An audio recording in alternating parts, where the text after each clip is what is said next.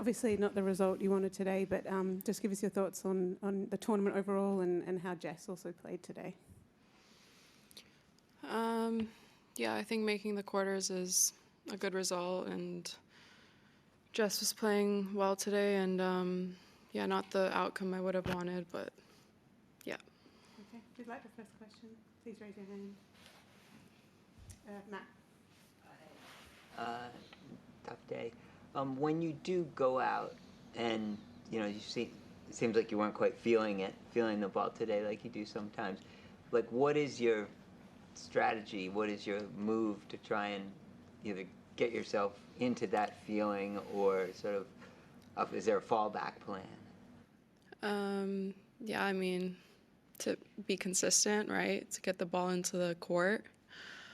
I was trying my best to just put the ball in the court and play higher percentage, but I literally miss every ball in the net or serve into the stands. And yeah, she was playing great tennis. She's always playing stable. I don't think, there's often times where she's not playing her best, and I was just playing like that. So yeah, I was doing my best, trying to get the ball over the net, but then every time it would just go in the net.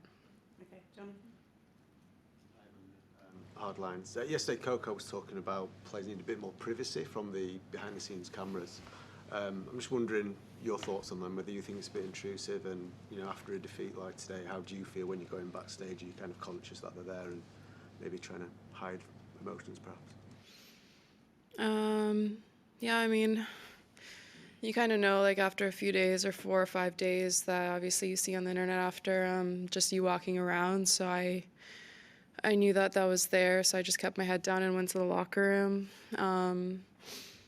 Yeah, I don't know. There are good moments, obviously, that people see, and that's fun. And then, when you lose, there are probably not so good moments. And yeah, I think the fact that the video of Coco that was posted is, it's tough because she didn't have a say in that. But yeah, I think this deep down into the tournament, I knew that, I didn't have much privacy, so I just went to the locker room, and I knew that, I was able to. Sorry, keep going. I was able to just be there, so. Okay, Doug. Obviously disappointing, but if you could just speak for a moment about, you used the word stable, like her game. There's a steadiness and stableness to it. What do you find challenging about facing her? Yeah, that she doesn't make many mistakes.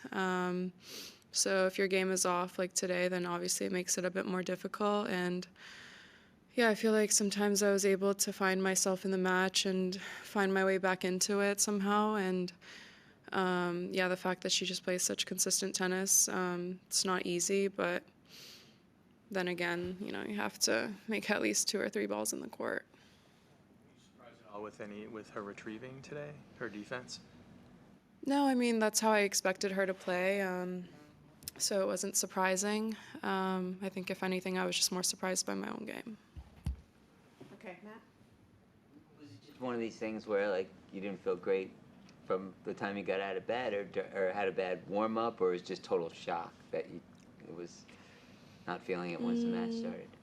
No, like, I had a great warm-up, and I was feeling good. I was feeling calm for the majority of the day.